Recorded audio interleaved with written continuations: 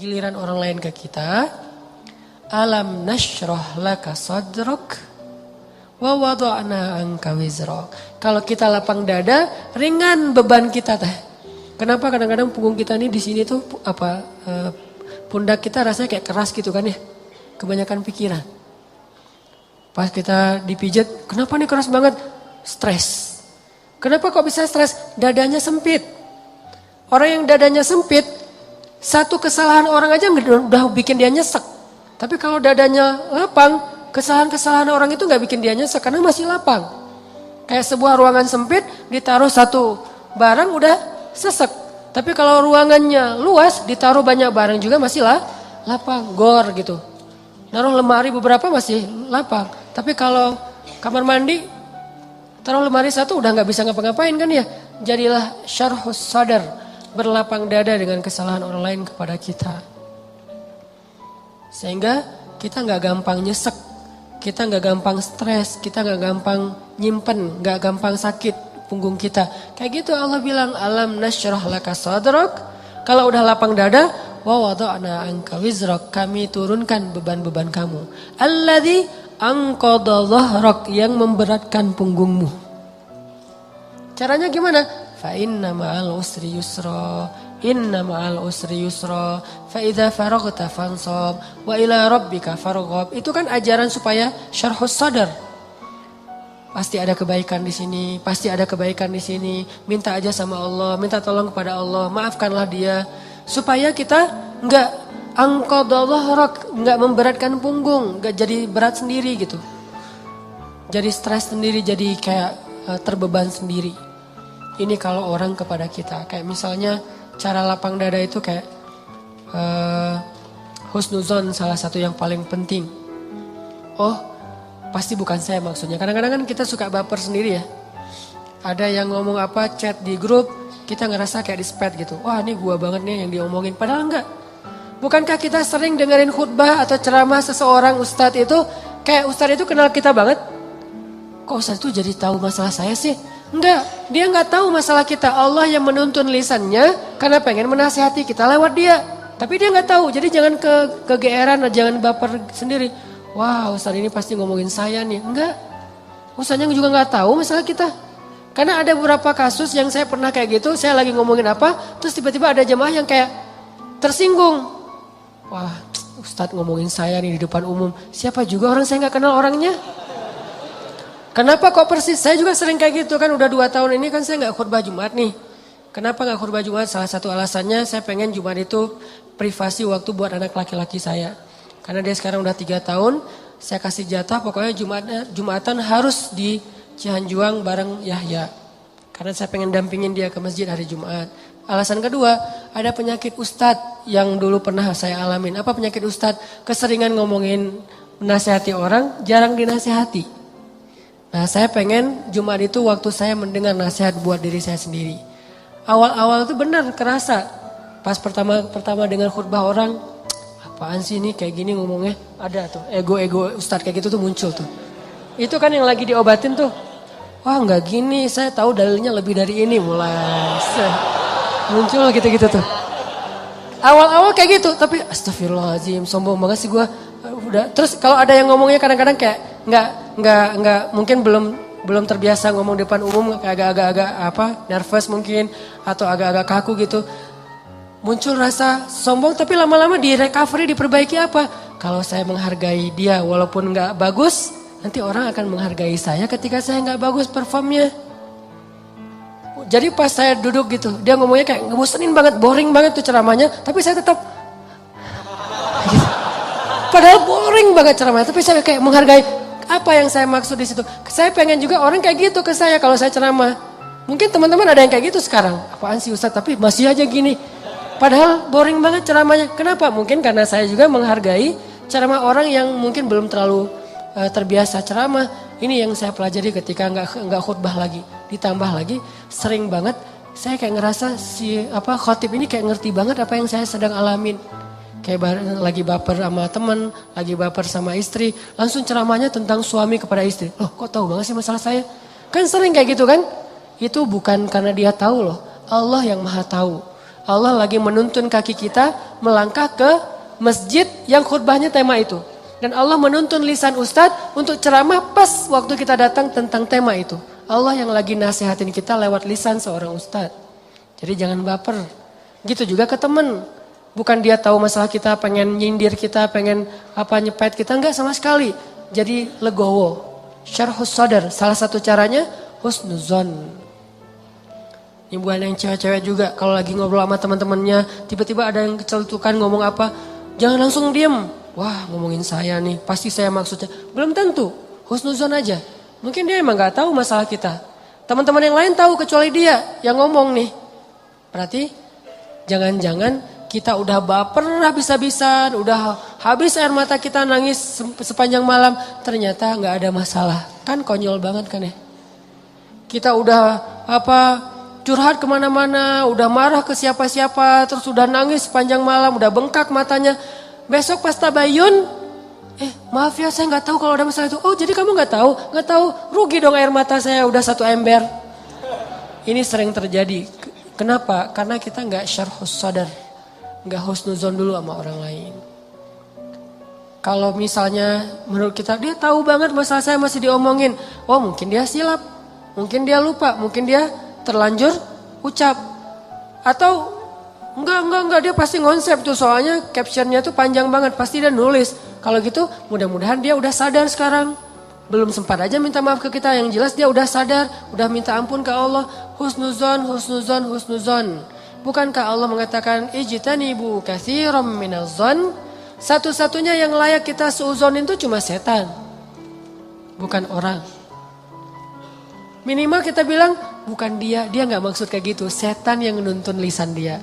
Setan yang bikin dia mengatakan itu. Dan dia udah sadar sekarang. Setan aja yang disalah-salahin, gak apa-apa. Apa salah saya kata setan? Ya emang salah. Apa salah saya? Ya kamu jadi setan gitu. Kan suuzon yang diperbolehkan buat setan doang kan. Kayak Nabi Yusha ketika lupa masalah ikan dengan Nabi Musa pas nyari Khidir. Apa kata Nabi Yusha? Wa ma ansanihu illa syaitanu an adzkurah. Maaf ya Nabi Musa, tidak ada yang buat saya lupa kecuali syaitan. Jadi yang dikambing hitamkan oleh Nabi Yusha adalah setan. Lagian kalau kita ada masalah, pasti kita ngomongnya apa? Auzubillahi minasyaitonirrajim. Setan bilang, enggak, saya enggak godain kamu aja sendiri kegeeran. Kan bisa aja gitu kan ya, tapi tetap itu udah fitrah. Nah, dia setan. Tapi kalau jin enggak, kita enggak boleh suuzon sama jin. Ada penampakan apa, nih kayaknya mau ganggu saya sholat tahajud nih, enggak, dia cuma lewat doang gitu.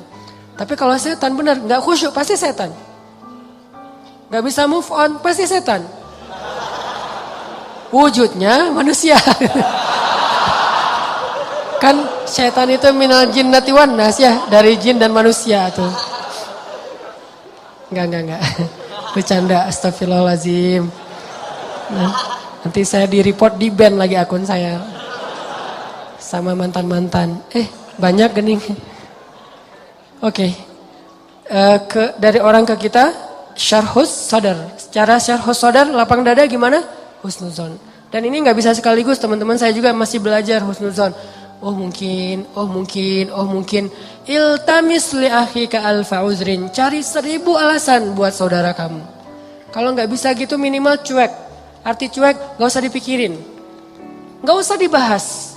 Kadang-kadang ngebahas satu masalah sebetulnya cara lain buat setan untuk bikin kita gak pernah bisa selesai dengan masalah itu. Terus aja dibikin berlarut-larut.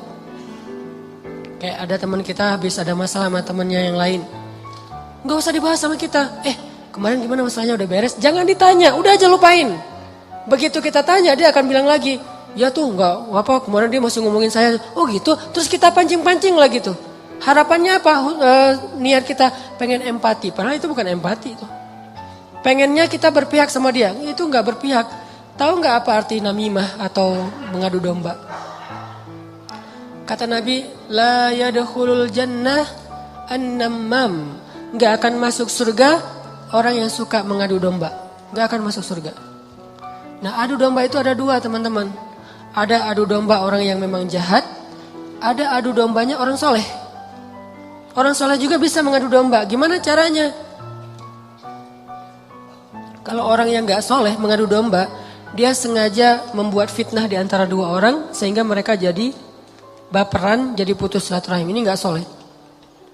Insya Allah kita gak akan kayak gitu. Saya yakin gak ada niat kita ngadu domba orang. Tapi kita mungkin banget terjebak di adu domba yang kedua. Adu dombanya orang soleh nih. Gimana ngadu dombanya? Nih saya kasih contoh. Si A ngomongin si B di depan kita. Tapi gak sampai kan ke si B. Kita yang dengar, si B gak dengar. Misalnya kayak dia lagi ngejapri kita, iya dia gini. Kita kan yang tahu. Terus kita capture, kita forward ke si B. Ini aku bukan mau manas-manasin ya. Tapi ini cara jawabnya gimana nih, dia ngomong kayak gini tentang kamu. Kita capture, sakit hatilah si B. Oh ternyata dia ngomongin saya di belakang. Itu perumpamaannya kata para ulama.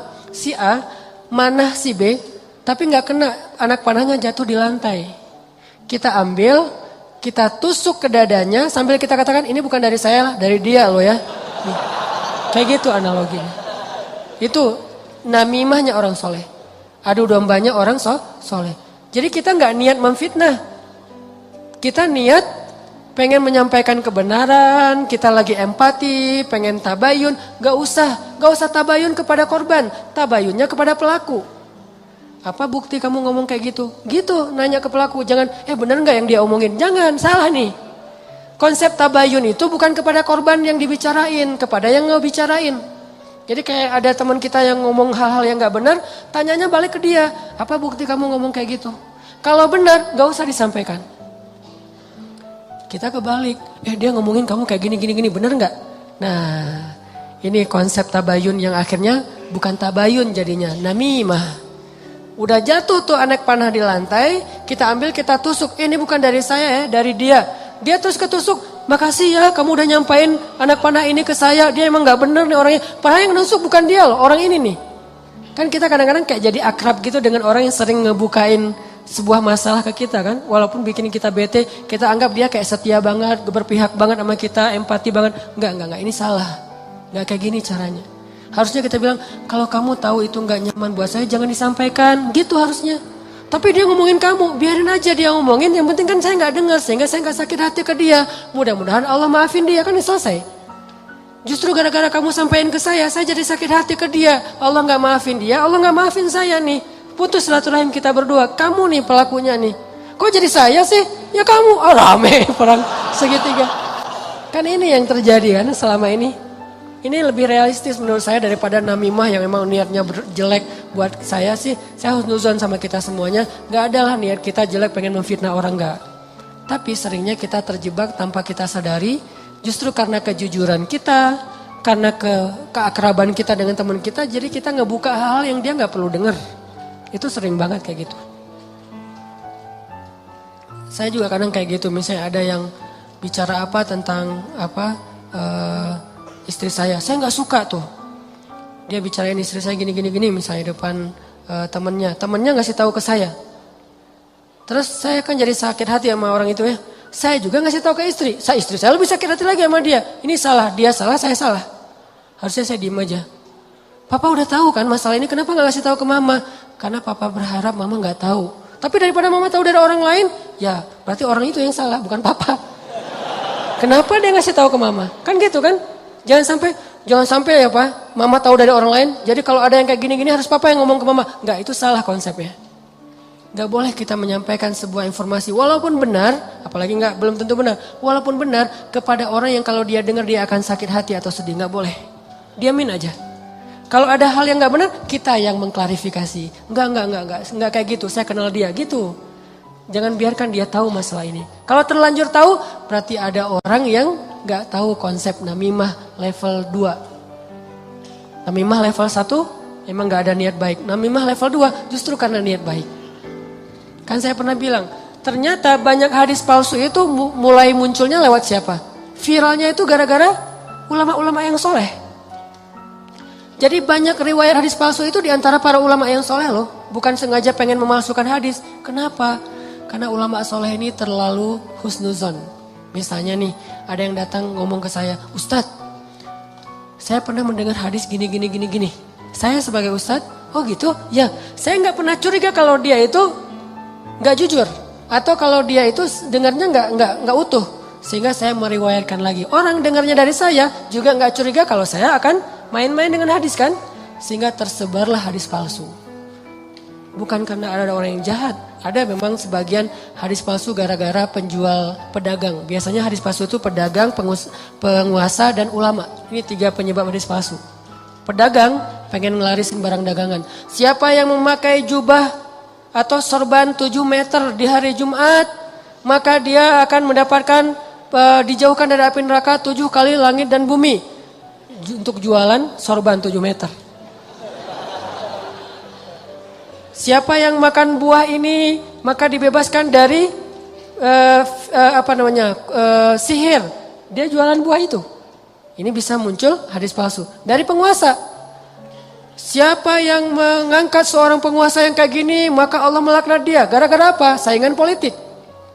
Ulama menyebarkan hadis palsu kenapa? Karena nggak pernah berpikir orang akan bermain-main dengan hadis Nabi. Sehingga dia percaya aja kepada orang itu. Baru nanti di masa berikutnya ulama ketika ngelihat banyak banget hadis palsu mereka perbaiki. Ini riwayatnya dari siapa, ini dari siapa. Bisa jadi periwayat hadis palsu itu adalah orang soleh, ulama besar. Kenapa bisa ngeriwayatin? Husnuzon. Gak mungkinlah dia bohong atas nama Nabi. Langsung diriwayatkan balik kepada orang lain. Orang yang mendengar gak mungkinlah ustadz bohong atas nama Nabi. Terus saja hadis palsunya nyebar. Itu teman-teman. Jadi namimah mengadu domba juga bisa kayak gitu.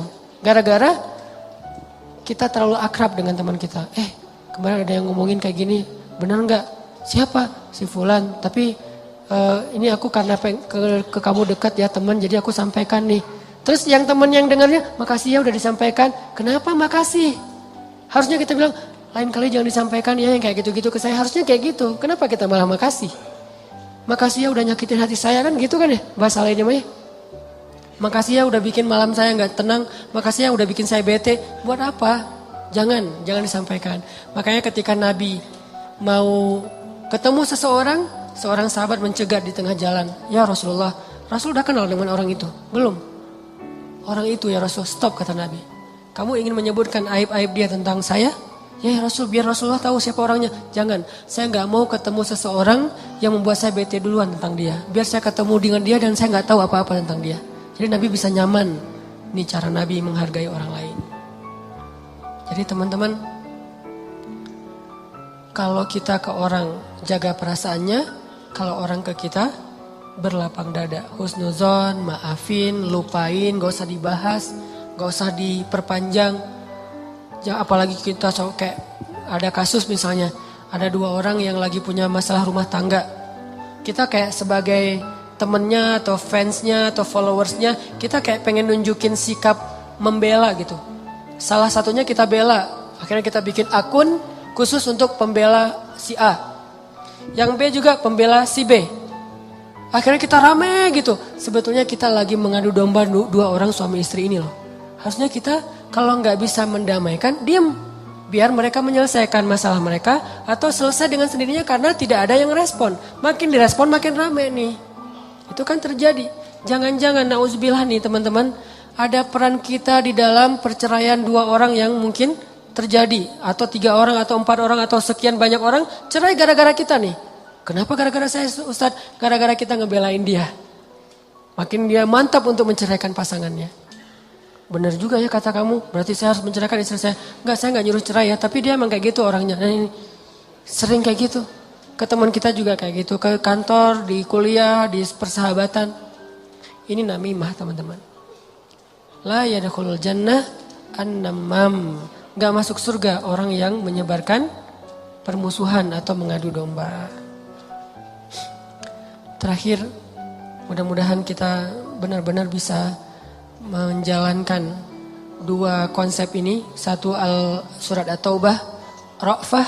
Satu lagi surat Al-Insyirah, Syarhus Sadar dalam bergaul kita.